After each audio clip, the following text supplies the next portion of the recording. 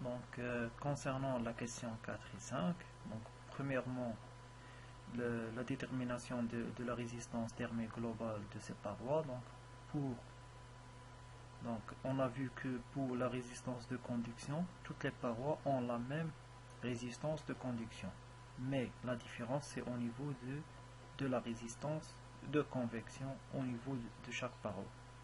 Donc, comme on a vu au niveau du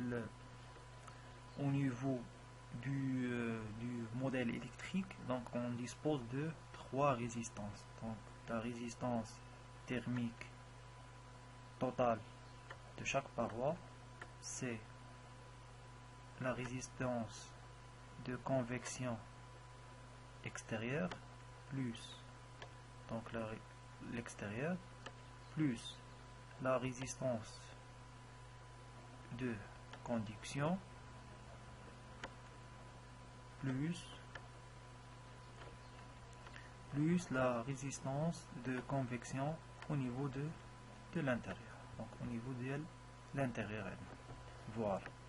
Donc d'après la question 2 et 3, donc la réponse, donc la réponse il y a, donc la réponse est donc on remplace la convection extérieure. Donc ici on calcule il faut signaler qu'on calcule donc la résistance superficielle. Donc la somme des résistances superficielles va nous donner une résistance superficielle.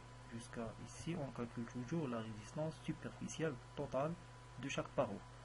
Donc la résistance superficielle de chaque paroi, donc c'est 1 sur HI, E sur lambda, plus 1 sur HI. Donc convection, conduction. Et les valeurs, d'après la question 2 et 3, donc on trouve les valeurs suivantes. Voilà, donc la réponse pour la quatrième question. Donc, pour la cinquième question, il s'agit du flux, donc densité de flux, ou bien le flux surfacique. Donc on parle ici du flux, donc on va parler du flux surfacique. Donc pour le flux surfacique, on va appliquer la formule flux surfacique est égal à l'écart de température moins la résistance superficielle.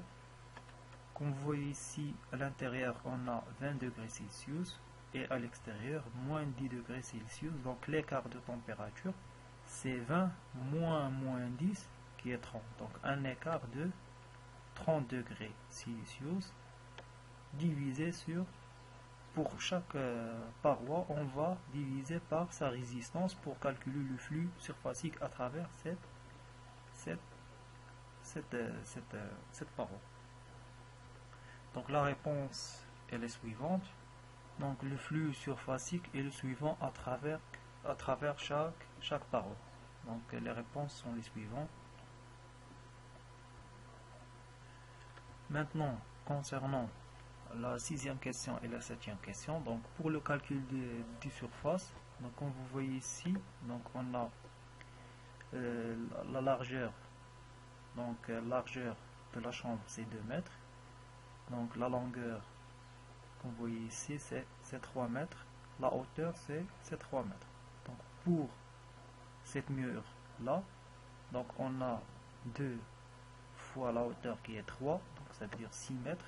La même chose pour cette paroi, cette mur là. Pour le mur qui est en face, donc on a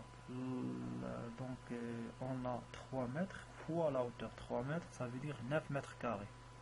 Donc 9 mètres carrés, 9 mètres carrés, 6 mètres carrés, 6 mètres carrés.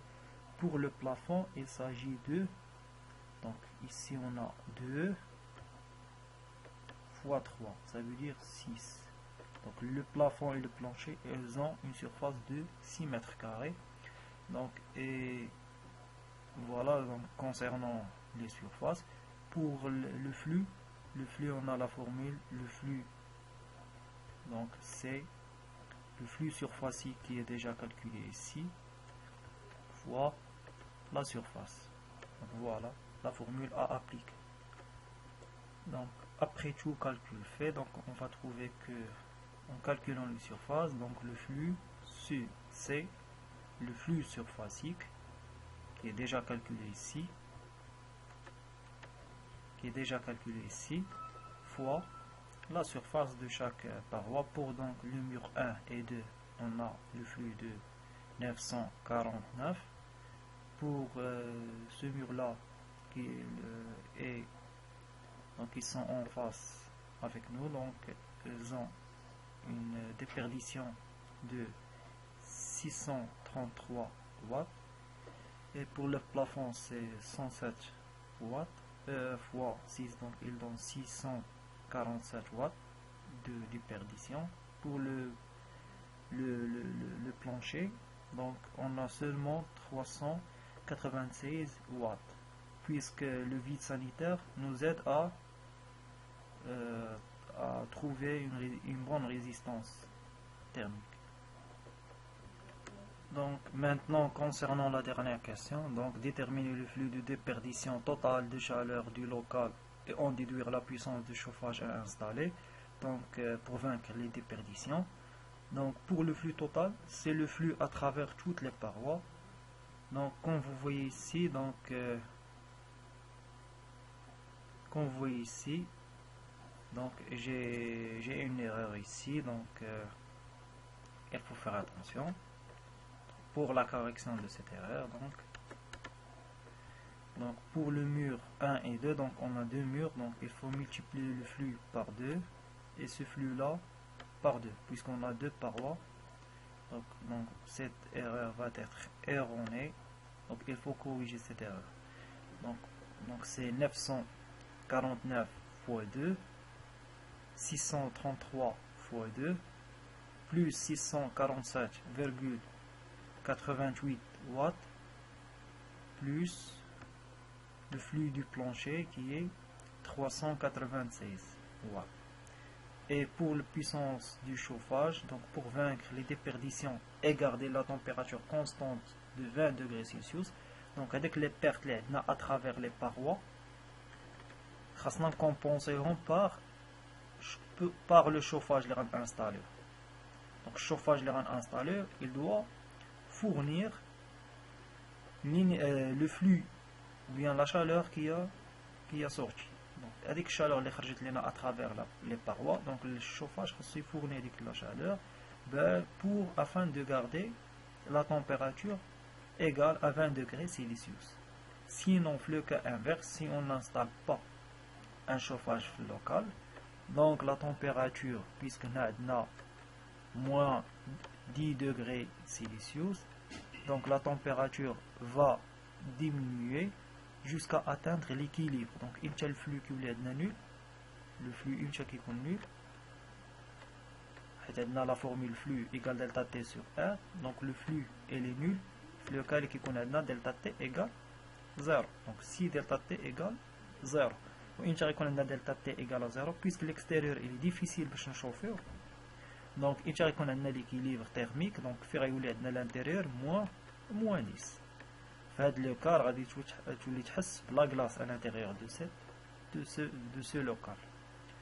Voilà. Bien sûr, on a négligé les apports gratuits du corps humain ou de la cuisine, mais il reste la contribution de l'homme, elle reste négligeable.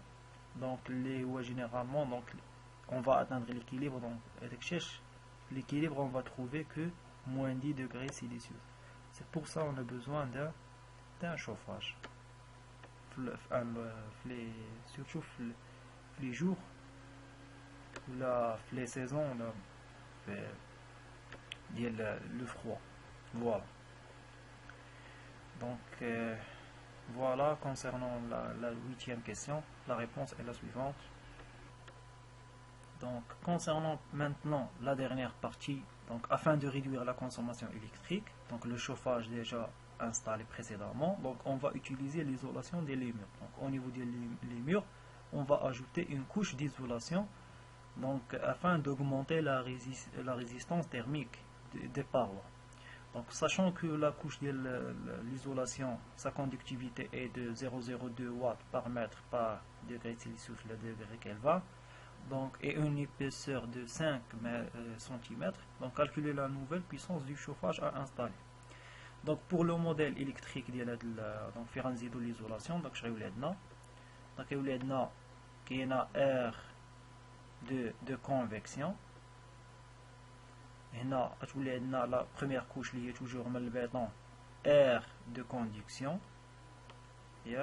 On dit c'est de conduction. Et là, une deuxième matière, une couche. Et là, une couche de l'isolation. Donc, il y a un autre solide. Ça veut dire qu'on a une deuxième résistance de conduction. On a la l'isolation. Et finalement, donc, on a l'extérieur. Donc, on a la convection. Le béton. Donc, ici, on a la convection. Une fois entre le béton, conduction. Au niveau de la couche d'isolation, conduction. Et ici, on a toujours la convection. Donc, il reste la quatrième résistance qui est de CV, donc convection. Voilà. Donc, le modèle électrique, voilà.